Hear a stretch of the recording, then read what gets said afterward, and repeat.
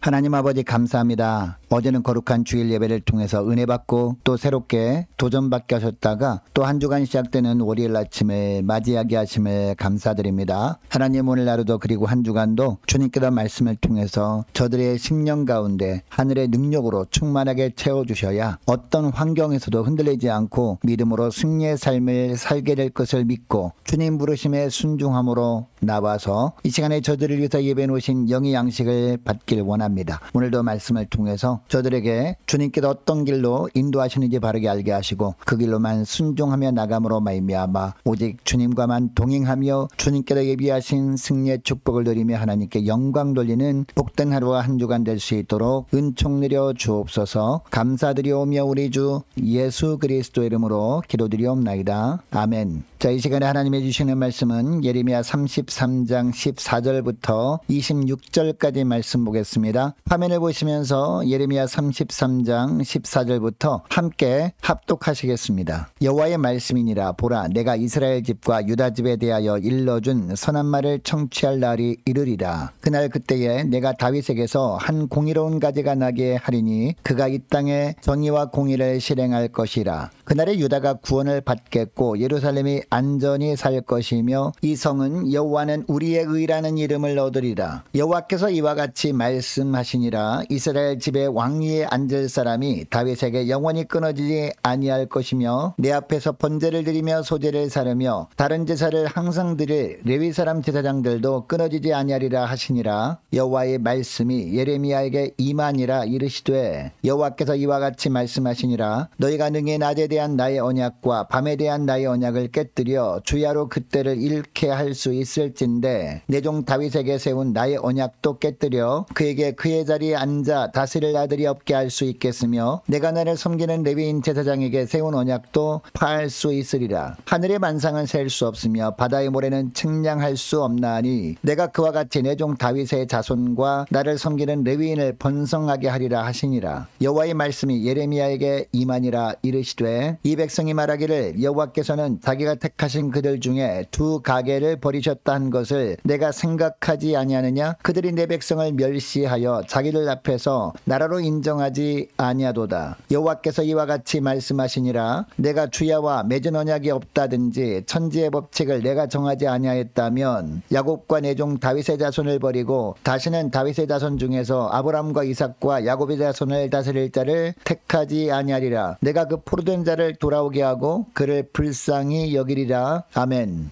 여러분, 예수 믿는 사람들을 하나님은 왕 같은 제사장으로 불러주십니다. 예수 믿는 사람들이 어떤 삶을 살기를 원하셔서 이처럼 하나님께서 왕 같은 제사장으로 불러주시는 걸까요? 무엇보다 섬기며 살면서 하나님의 뜻을 알고 그 하나님의 뜻에 순종함으로 주님과 동행하며 사는 것을 주님이 원하셔서 왕 같은 제사장으로 불러주신 줄 믿습니다. 여러분, 오늘 본문 보시기 바랍니다. 예레미야가 계속해서 시드기야 왕에 의해서 12대 뜰에 갇힌 상황입니다. 여러분, 시드기야 왕이 12대 뜰 안에 예레미야를 가둬버린 이유가 뭘까요? 시드기야 왕과 백성들에게 예레미야가 바벨론에 항복해야 산다는 말씀을 하나님의 말씀이라고 전한 것 때문이었습니다. 하나님은 고난 가운데 있는 예레미야에게 하나님의 뜻을 알기 위해 부르짖어 기도하면 응답하겠고 알지 못하는 크고 비밀난 일을 알려주시겠다고 말씀하십니다. 그런데 오늘 본문을 보면 하나님이 예레미야에게 말씀하신 응답이 무엇인지 또 예레미야가 알지 못하는 크고 비밀난 일이 무엇인지를 더 구체적으로 말씀하십니다. 자, 먼저 14절에서 18절까지 말씀을 보면요. 하나님의 말씀이 성취될 그날에 이루어질 표징이 있을 것임을 말씀합니다. 자, 15절을 보니까 그날 그때에 내가 다윗에게서 한 공의로운 가지를 나게 하리니 그가 이 땅에 정의와 공의를 실행할 것이라 라고 합니다. 자, 16절 하반절 말씀도 보니까 이 성은 여호와는 우리의 의라는 이름을 얻을 것이라고 합니다. 여러분, 이 구절에서 여호와는 우리의 의라는 이름은 이미 예레미야 23장 5절 6절에 나오는 이름입니다.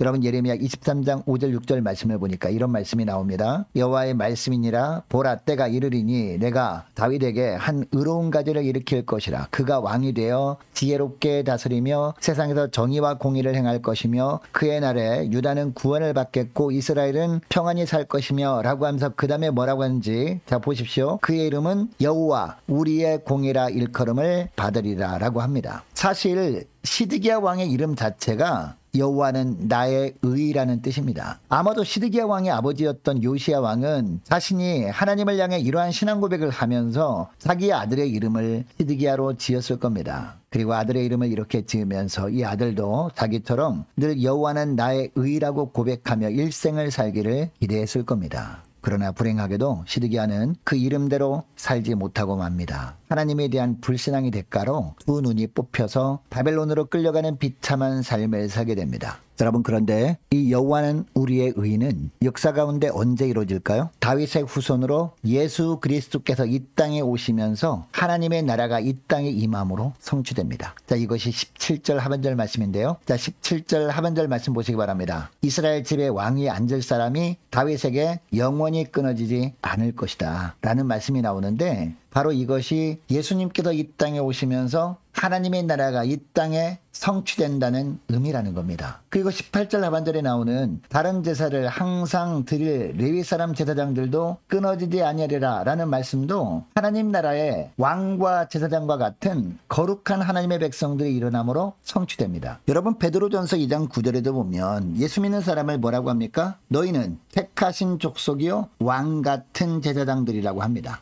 자, 오늘날 교회는 왕 같은 제사장들의 공동체라는 거죠. 교회를 섬기고 서로에 대해서 섬기는 사람들이 바로 예수 믿는 성도들이다 라는 것을 베드로전서 2장 9절에서 너희는 왕 같은 제사장들이다 라고 표현을 한 겁니다. 여러분 이것을 기억하시고 내게 주신 은사로 주님의 몸된 교회를 잘 섬기고 또 연약한 지체들을 하나님의 사랑과 은혜 가운데 섬기며 사는 저와 여러분 되시기를 축복합니다. 계속해서 19절부터 22절까지 보면 하나님의 언약은 불변하신다는 사실을 보여주십니다. 여러분 20절 21절 말씀을 보면 어떤 내용입니까? 낮과 밤을 지으신 창조주 하나님께서 낮과 밤이 규칙적으로 오게 하시는 것처럼 다윗과 맺은 예루살렘 성에 대한 하나님의 언약은 영원할 것이라는 내용입니다. 하나님은 이 언약대로 다윗의 자손과 레위인 제사장의 자손을 하늘의 별과 바닷가의 모래와 같이 많게 하실 겁니다. 이 말씀은 왕이신 예수 그리스도 안에서 성취된 하나님 나라 백성이 많아지게 된다는 뜻입니다. 창세기 15장에서 하나님께서 아브라함과 맺은 언약을 하나님께서 신실하게 지키신 겁니다. 여러분 하나님은 이처럼 약속을 신실하게 지키시는 하나님이십니다. 여러분 간혹 너무 힘들어서 하나님이 늘 함께 하시겠다고 하셨는데 하나님은 과연 나와 함께하고 계시는가? 라는 의심이 들 때가 있지 않습니까? 그때도 오늘 말씀을 기억하고 하나님의 약속을 온전히 신뢰하면서 믿음의 끈을 더욱 견고하게 붙드는 여러분 되시기를 축복합니다. 어떤 상황에서도 왕 같은 제사장들답게 내 뜻보다 오직 하나님의 뜻에 따라 사는 저와 여러분 되시기를 축복합니다. 계속해서 23절부터 26절 말씀을 통해서 하나님은 자기 백성을 버리지 않으시고 그와 맺은 언약을 반드시 이루시고 그 포로된 자를 돌아오게 하겠다라고 하십니다. 자, 24절 말씀을 보니까요. 이 백성이 말하기를 여호와께서 자기가 택하신 그들 중에 두 가게를 버리셨다는 것을 내가 생각하지 아니하느냐? 그들이 내 백성을 멸시하여 자기들 앞에서 나라로 인정하지 아니하도다 라고 합니다. 여러분 이 말씀처럼 바벨론 포로로 끌려간 하나님의 백성들은 그곳에서 멸시를 당하며 고난을 겪었습니다. 그러나 주의 백성들이 고난의 시기였던 바벨론 포로 기간은 그들이 하나님과 맺은 언약을 다시 떠올리고 아브라함 언약과 다윗 언약을 기억하고 하나님께로 전심으로 돌아올 기회로 주신 기간이었습니다. 자, 26절 하반절 말씀을 보면 내가 그 포로된 자를 돌아오게 하고 그를 불쌍히 여기리라 라고 합니다. 이 기간 동안 그들이 회개하고 하나님께로 돌이키기만 하면 하나님은 그들을 약속의 땅으로 반드시 돌아오게 하실 것이라는 그런 말씀입니다.